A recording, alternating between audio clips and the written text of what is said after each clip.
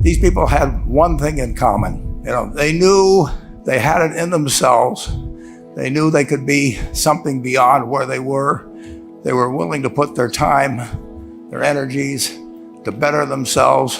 What you really could do with more skills, it's just remarkable. So I would like to just tell you a couple of short stories, and we'll draw maybe a couple of lessons from them.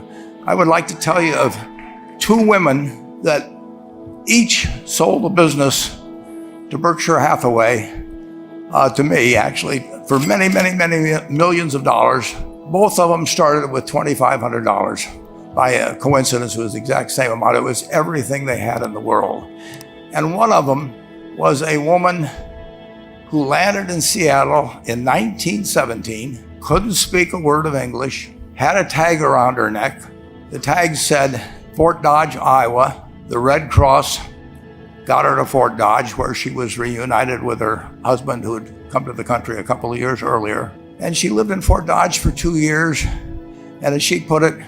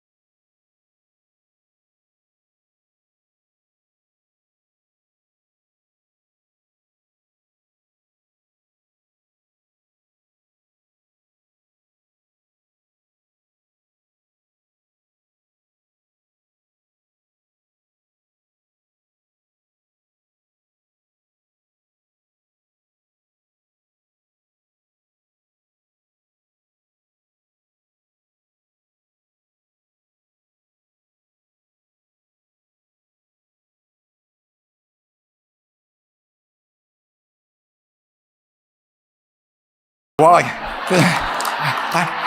I don't want you guys coming around to me asking me hundreds of millions of dollars. I'd like to join in with you much earlier. So I've followed this group, and today I'd like to tell you about one other small business person. This person, I went to buy his business from him, and he turned me down, which was very wise. But this was a fellow who was born about 8 years before I was. He was born in 1922. We'll call him Jack, lived in the Midwest. He was a pretty good athlete, didn't like school much. And I'm going to tell you one thing early in the story. Maybe you can figure out who the guy was. The company he built hires more college graduates each year than any other company in the United States.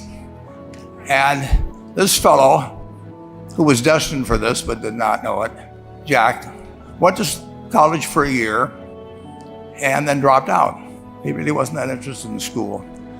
And the year he dropped out was 1941. And when the the United States became under attack, he went down to the Army Air Force recruiting station, volunteered, and they turned him down because he had hay fever. So he went over to the Navy and again volunteered, and they took him. They put him on an aircraft carrier. He flew small flight airplanes during World War II, got 2 distinguished flying crosses from the Navy, and then he came back to the Midwest. So now we've got a young guy, probably by this time he would be 23 or 24 years old. And the interesting thing is, he got back to the Midwest, and he actually kind of went from one job to another for a short period of, or not such a short period of time. And he finally became a used car salesman at a Cadillac dealership in St. Louis, Missouri.